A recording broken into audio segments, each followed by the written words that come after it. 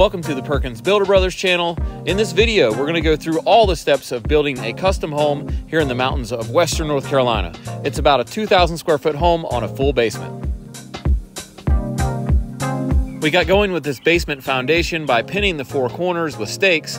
Then we pulled string lines between those so that we could trace the outline on the ground with some spray paint. These spray painted lines is what we'll follow with the excavator bucket to dig the footings.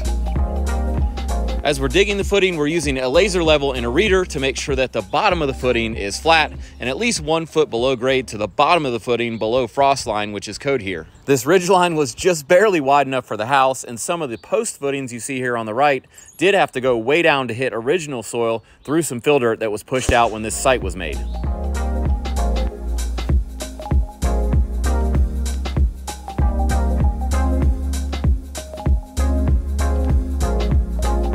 One of the reasons people want to move to this area is the amazing views. Here we're looking at about 10,000 acres of the Nantahala National Forest right out the front.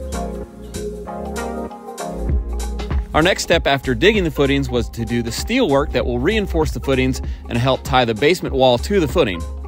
For this particular foundation, we're using number 5 rebar, which is 5/8 of an inch thick, and it comes in 20-foot long sticks. We installed 2 rows of rebar horizontally, sitting on rebar chairs, which holds them out of the dirt so it doesn't rust. Since the slab in this basement will have drain lines run under it, we had to put in a sewer sleeve underneath the footing to make sure that we have a way for that sewage to get out of the house. Next, we installed these J-bars, which are just pieces of rebar bent at 90 degrees. They'll help tie the footing to the foundation wall.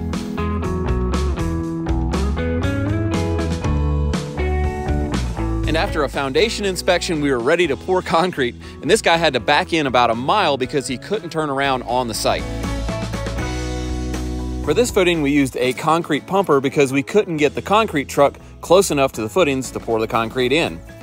We want to make sure that the concrete is level on top for our block foundation, so we're just filling it up until we reach the top of our grade pegs, which we also set with our laser level, and we know they're perfectly even.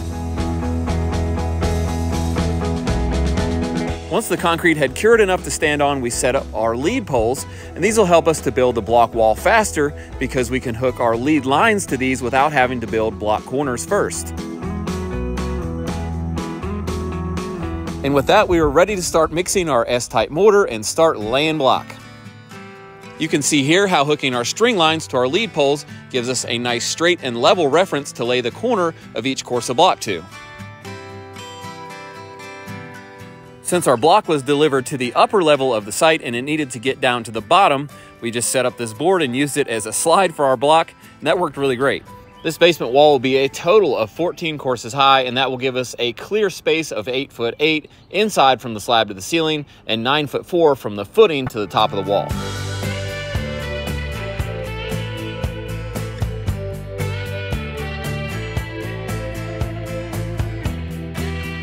The cores of block in this basement wall will be filled solid with concrete, and to give it even more strength, we added steel vertically and horizontally every 2 feet like grid work, so when it's poured, it's all steel reinforced as well. At the point our block work was finished, we were about 6 working days into this project, and it was looking great.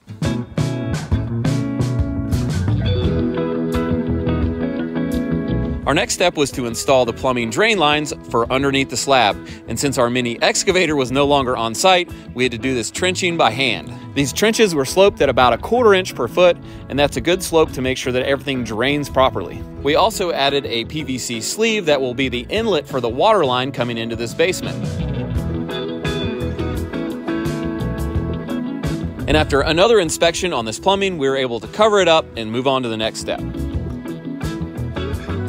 Next, we needed to move this 20 tons of gravel from the upper level down to the basement, and it's code to have 4 inches of washed stone underneath a basement slab like this in our area.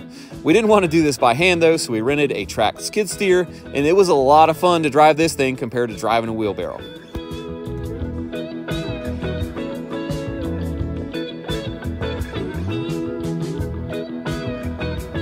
Once we had all the gravel in and leveled, we had to dig out a few spots to make the slab thickened in areas that would be load-bearing in the future framing.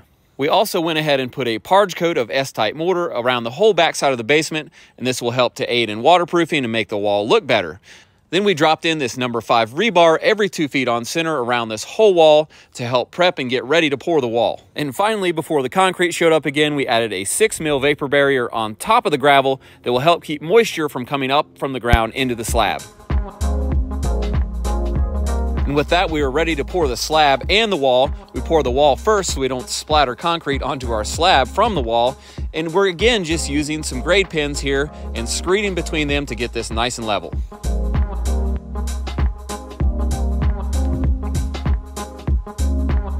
Finishing the concrete into a smooth slab is a several stage process for us. We start out by using hand trowels and these knee boards to get out on the concrete before it's cured enough to get out on it with a machine. Then we use a power trowel, which is a bunch of trowels attached to a gas motor like an upside down helicopter that does this a lot easier than doing it by hand. And this is the first of many passes until we get it slicked down to a final finish. After letting our concrete cure for just a couple days, we can start bolting our mud sill to the top of this wall, and our framing will attach to this. And on our basement level, we started framing the walls that will match up in height with our block walls around the rest of the exterior of this home that's not below grade. As with any framing that touches concrete, the bottom plate of this wall is made out of pressure-treated wood. We used box-style headers for over the windows and doors, and this is a yellow pine 2x12 with 2x6s top and bottom, and we waited to add the inside layer until we could insulate the header. Before framing any of the interior walls, we cut some control joints in this slab, and this basically gives a weak-end point in the slab that's straight because concrete will crack over time, and it looks better if it cracks in a straight line and won't be noticeable. Next, we could start framing our interior walls, and something interesting about framing on a slab like this is that slabs are not perfectly flat. That means they have a little up and down, so to account for that, we usually pull a string line across the top plates and measure down to the slab in each location for each stud and cut it to length accordingly. Especially for walls that will have the floor bearing on them on the next level, we try to make sure that the stud layout will match the floor joist layout above. And after doing some diagonal bracing to lock these walls in plumb and straight, also doing some fine tuning with a planer to make sure they're perfectly flat on top, they were ready to lay out for our floor system. This floor system is 2x12 yellow pine joists, and we put them 16 inches on center with all the crowns facing up. We do all the common joists and then come back and put these band boards on, plumbing each end of the joist as we nail them. With a little time still left in the day, we decided to go ahead and get our wall sheathing on the exterior of these basement walls. Here we're using zip system wall sheathing, which has a built-in moisture barrier, so there's no need for a house wrap. Advantages of building a floor system out of solid yellow pine like this compared to floor trusses is that it usually costs less money and it doesn't make the house much taller. Most floor trusses like this would be 2 feet tall versus 1 foot. With the floor framing complete, we could start installing our subfloor, and here we're using Advantech X Factor subflooring, which has this additional yellow layer on it to help it shed water, because subfloor will just sit in the rain for a while before you get a roof put on.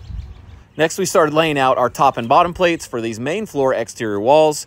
And as we lay these studs down, I'm making sure that all the crowns are up in the same direction, and this helps to get you a lot straighter, truer wall. We decided to build this tallest gable wall in one piece all the way up to the ridge, which is generally called balloon framing, meaning that you just skip the floor system and do it all in one piece, and it is stronger this way. It was a real challenge to lift, and we didn't even know if we could lift it. We had some extra men on the job just in case, and thankfully we were able to get it up and plumbed and braced.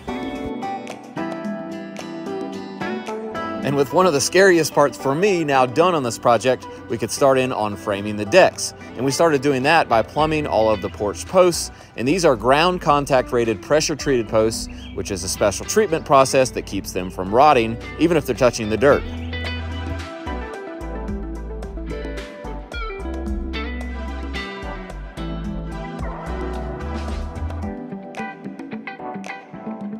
With the deck framing done and some temporary decking down so that we could get into where the front door of this house is going to be, we can now close off the end of the house with this other exterior wall. Next, we finished our preparations for backfilling by adding this Bitethane 3000 waterproofing membrane on top of the block wall, and also adding a French drain around the entire perimeter of the basement down against the footing.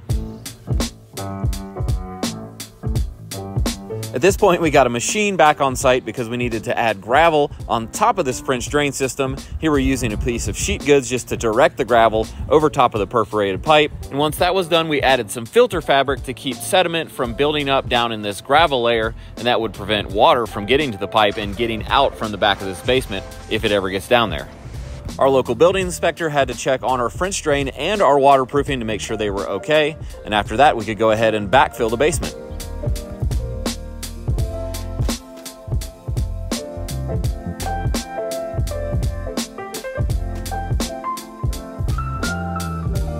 With this giant pit around the house now filled, we started stocking material to build the next floor of the house, and this floor doesn't cover the entire first floor, leaving an open vaulted ceiling over the kitchen and living room, which is a really nice feel for this mountain home.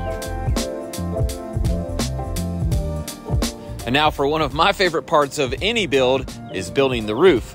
In this case, it's a 12 pitch roof, which means 12 inches of rise for every 12 inches of run, which is a 45-degree angle, which is a steep roof. The ridge will be a load-bearing ridge in this case that is supported at each end of the structure and also in the middle, and it will give the upstairs loft this cool vaulted ceiling with about a 14-foot peak in the middle. Once our LVL ridge was installed, we installed rafters about every 10 feet down the length of the ridge in order to brace it straight before adding the rest of the intermediate rafters. And these rafters are 20-foot long, 2x12 yellow pine, and they're heavy, just FYI.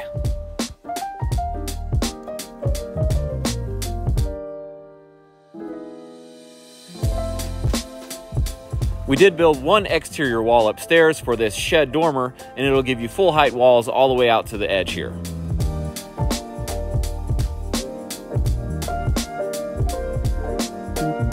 With the main roof line framing completed, we headed down to start building the roofs over our porches. Several of the girders needed to be supported by the exterior walls of the house, so we had to notch in a location for those girders to bear on, and that's what I'm doing here. After setting the low side girders, we could scaffold way up to set the ridge beam and then start sticking in our rafters much the same way we did on the main roof line, except this felt even higher because I was looking down through another 10 feet of decking to the ground.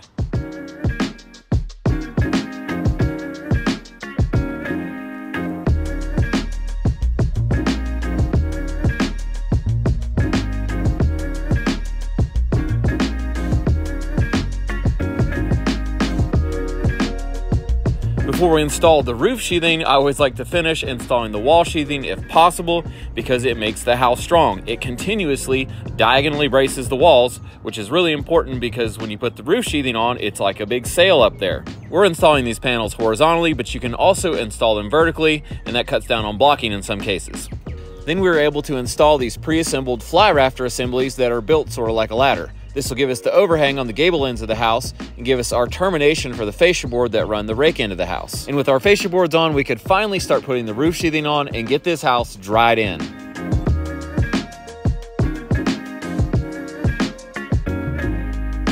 Since we don't own enough of these walk plank brackets to do all the roof surfaces at once, we tear them down off of each side when we're done and move around to the next. Here's a closer look at how we notched the top of the porch posts so that the girder will sit on them and the posts will attach to the side of the girder, giving it great uplift support as well as downward support. Our side porch is covered by a shed roof that's a 412 pitch, and here we installed the ceiling joists first to give us something to stand on mainly, and then we installed the rafters, which just lap up over top of the other roof line that's up higher. Our rafters simply attach to the side of our ceiling joists and run across the outside corner of the girder with no bird's mouth cut. And just like our wall sheathing, to seal this roof system, all we have to do is tape the joints of our panels with zip tape, which is made by the same manufacturer as the panels. In my experience, this is a lot less work and a lot faster than installing a roofing underlayment, and it keeps it about 99% dry until you can get the shingles on.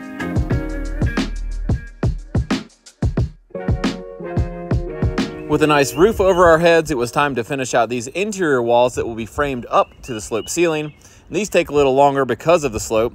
And we also frame the stairs, and they go all the way from the basement level to the third level, and that was about a 2 or 3 day project just in itself.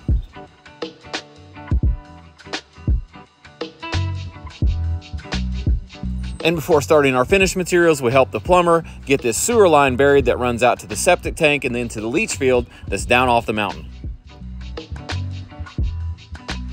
For the exterior finish, we started with the soffits and fascias, and that's because we don't want to break any windows while we're installing trim material above the windows, and we can also stick braces out of the windows to set walkboards on, so it's just a little easier. We're using LP SmartSide Expert Finish materials here, which are pre-finished, which is really nice, no painting after the install.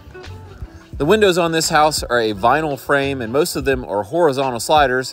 And the main reason we chose this style is because they're inexpensive compared to a lot of other styles you can buy. Windows are really expensive. These were about $10,000, but you could easily get up to $30,000, $40,000, even $50,000 for wood clad options.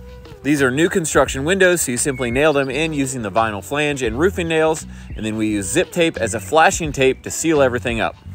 On this job, we also decided to try out this HydroGap drainable house wrap that leaves a small space behind the siding because it has small rubber nodules that space the siding out. If any water were to get behind the siding, it could drain out easily.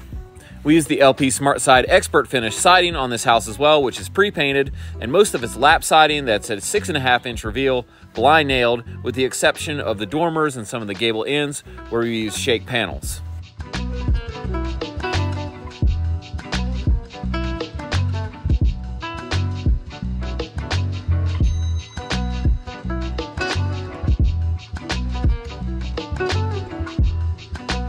Once we were done dragging scaffolding around, for the most part, we went ahead and installed our decking.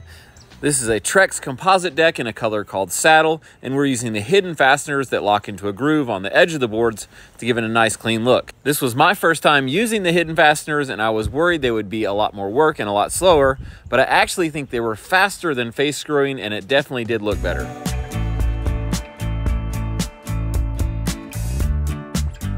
Up next, we did a little more structural work installing this giant 6x6 collar tie across the front of this porch roof, and this will help hold the roof in tension and keep it from ever spreading or sagging.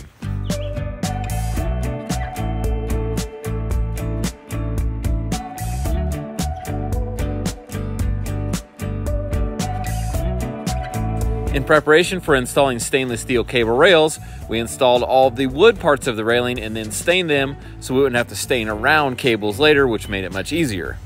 Once the framework was ready, we started installing the cables, and we have Tyler here from Louisiana. He's from Haas Stainless and erigging.com. We're using his Axis stainless steel cable system on this job, and he's a pro at it, so we just thought it'd be great to have him on the job.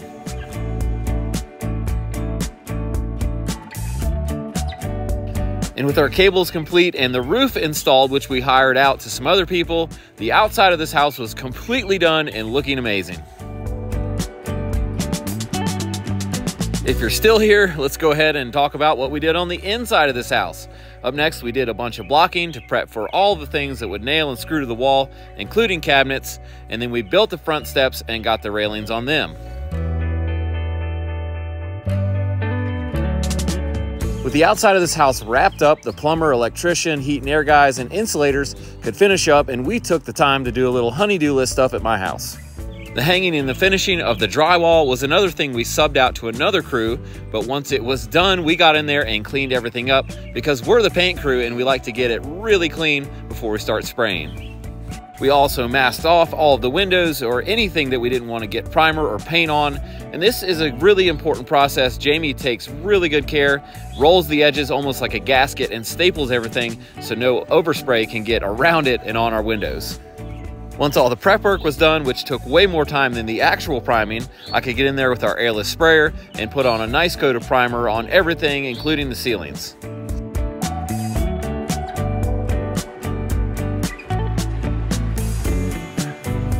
A very important and often overlooked step after that is to sand the walls once the primer is dried, and that gives the walls an even smoothness and gets rid of any rough spots. We also used the paint sprayer to spray on flat white ceiling paint on all the ceiling surfaces, and then we rolled and brushed on all of the wall colors, and this is the first of 2 coats, which is really what you need to get a good paint job if you just have bare walls to start with. This particular house had some really fun wall colors, which I enjoyed. It's really painful to paint white paint over white primer. Just doesn't feel like you're getting anything done, but here we could definitely tell we were getting something done, and it turned out looking great. All of the vaulted ceilings in this home got a 1x8 tongue and groove finish, and this is just pine boards. We put finish on them in the shop before installing, and you'll notice that the ceiling has this house wrap installed above the tongue and groove, and this is to stop air movement into the insulation layer through the cracks of the tongue and groove. Before installing wood floors, we always like to do any masonry work, including fireplace or tile work. So we got started by doing the stonework on this fireplace. The hearth has natural stones that we picked up locally and cut to size and installed. But for the rest of the fireplace, we use this evolved stone, which is not really stone, it's manufactured. You can cut it with anything, including a handsaw, and you just shoot it to any kind of plywood backing with a finish gun, which is really nice for installation. A pro tip for using this product against the plywood backing is to paint the plywood black so it minimizes the visibility of any small cracks between the stone.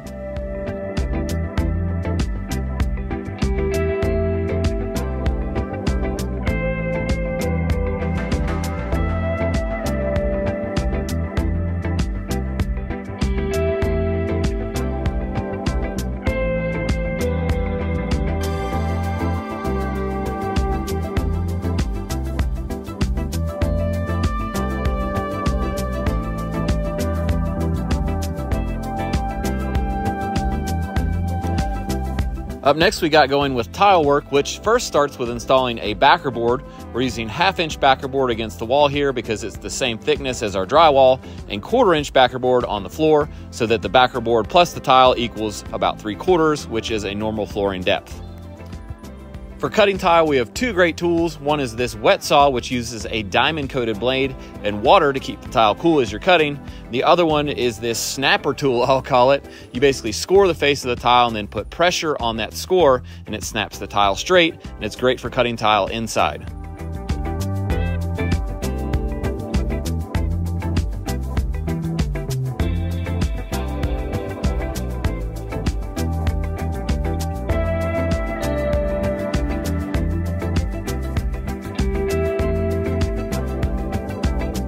With most of our messy work done now, including painting and tile, we got going with our wood floor. And this is an engineered wood floor. That means it's basically made out of plywood layers with a real wood veneer on top.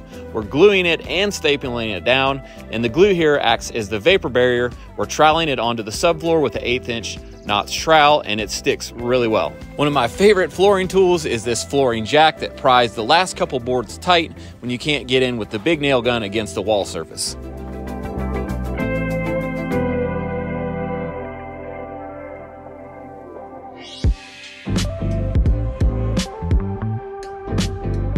For our interior window trims, we're making them ourselves, and we like to make them in one piece, including the jamb, in our shop, so we can pocket screw the whole unit together and make it really strong. This also eliminates the need to put tons of nails in the face of the face trims to keep them locked in place. With the units pre-built like this, we were able to install all of the window trims in the whole house in one day.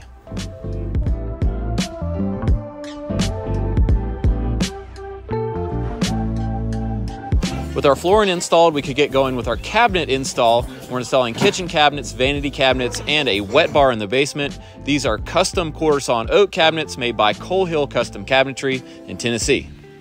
One cool tool that Nate, our cabinet guy, had that I've never seen before are these Bessie cabinet clamps. They help to hold the face frames tight and flush at the same time, so you can attach them together with screws easily and get it just right. To attach our island cabinetry to the floor, we first laid out the locations with blue masking tape, and then we screwed these cleats to the floor through the hardwood flooring, and then that's what our cabinets attach to through the kick plate. We also finished out our upper cabinets with some crown molding and some light rail on the bottom. This helps to disguise the under cabinet lights so you can't see them as easily.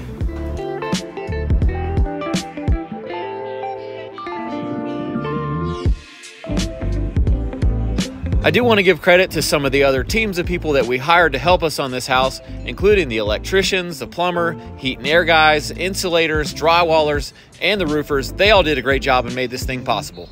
Another major task for finishing this home was getting the finished treads, risers, and skirt boards installed in the stairwells. Here we're using Lexel to stick these stair treads down. You could also use subfloor adhesive. Then we face nail them and fill the nail heads. If you don't use some sort of glue or adhesive, you are bound to get squeaks in the future though, I can tell you that. We bought these treads and risers stock off the shelf at our local Lowe's store. They're yellow pine and they're relatively inexpensive compared to using hardwood like oak for your treads and risers, but they are softer, so that's one thing you'll have to deal with for the price.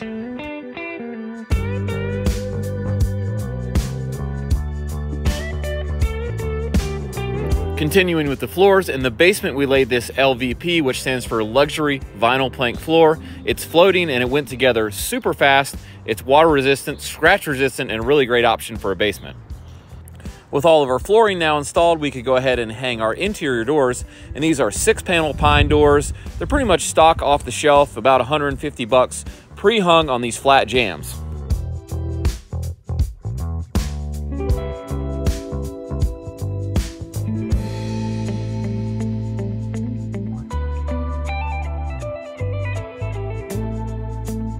After getting the jambs positioned, we took the doors off, took them to the shop, and even though these are new doors, it takes quite a bit of prep work to get them ready for stain. The color we're using here is called Special Walnut, and it is special because I like it, we use it a lot. Then we're doing 2 coats of water-based polyurethane. Over top of that, sanding between coats.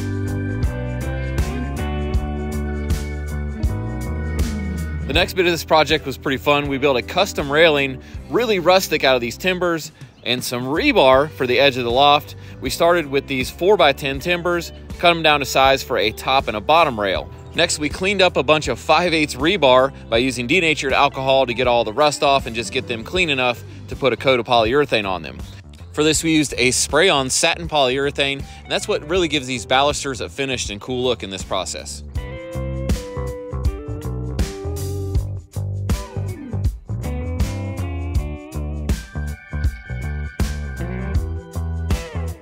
After assembling our rail sections, we cut each top and bottom rail down to the final length. We didn't want to make them too short to start with. That was the main goal. Back in our shop, Jamie was working on some metal brackets to attach these railings to the wall and to the post in a nice clean way, also giving it a nice rustic look.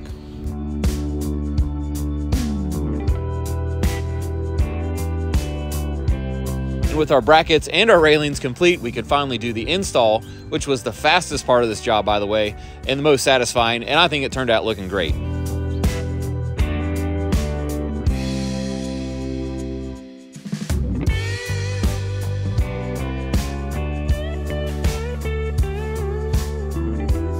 We had also fabbed up some custom metal handrails to go up the stairwells in our shop, and we got a coat of black paint and clear polyurethane put on those before installing them. This house also had 3 tile showers, and we did the tile work ourselves for some reason, and Jamie did this most intricate part with this creekstone inlay, which turned out looking great in the end, but it was a lot of work.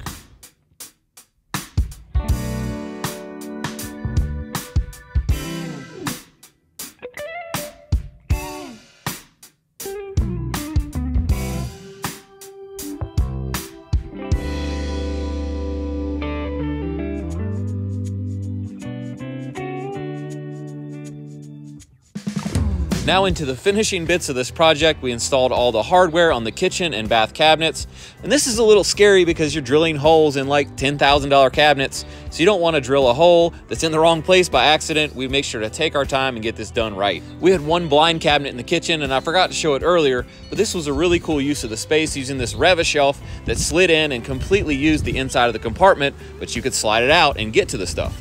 The next day we got our appliance delivery from Lowe's, and I really prefer to install our own appliances, especially the microwave. I don't really want anyone else, like a teenager that just got a job delivering appliances, hacking away at some of the work we've done.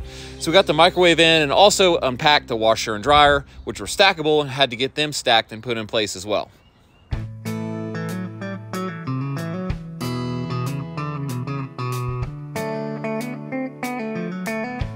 At this point in the project, we were able to get a temporary CO. CO stands for Certificate of Occupancy, and that's what you get when you pass the final inspection.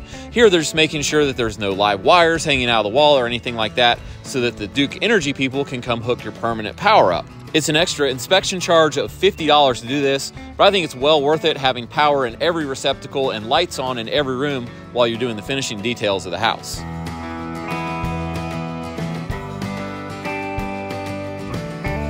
One of the final steps of this project was to get the solid surface countertops installed.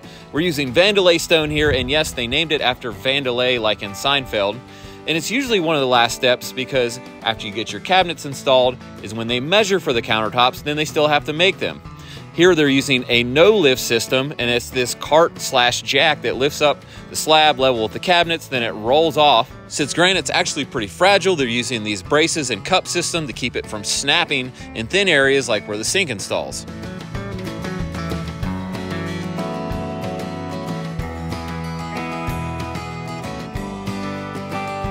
Some other finishing touches here were to paint all the exterior doors to match our trim on the outside of the house, which is also one of my least favorite things to do, but it had to get done. We also put out ground cover, and this is really for the bank. They won't give you the final payment unless there's something on the ground besides dirt. And also, every single window in this house, with tons of windows, was really dirty, and they all needed clean, so it was another thing we just decided to tackle ourselves. This was also one of those things that's not my favorite thing to do, but we got it done. This home has several propane appliances, so we contracted with a local propane company. They came and buried a tank and ran a yard line to the house, and that'll run all of those appliances.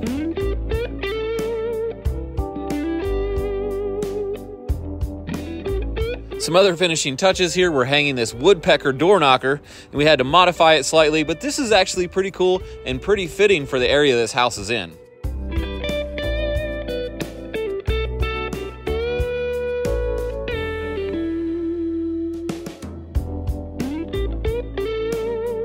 And with several more days of touching up paint, installing light bulbs, hauling all of our tools and other leftover crap out of the job site, we could finally call this place done and give it a final walkthrough. If you're wondering, this house had about 2,000 square feet of heated space, plus a storage and mechanical area. It's 2 bedrooms, 3.5 baths, and it has a loft which could double as a bedroom. If you want all the details on every step of the process of this 6-month build, check out our playlist, Building the Nantahala Retreat, on the Perkins Builder Brothers channel, and thanks for building with us.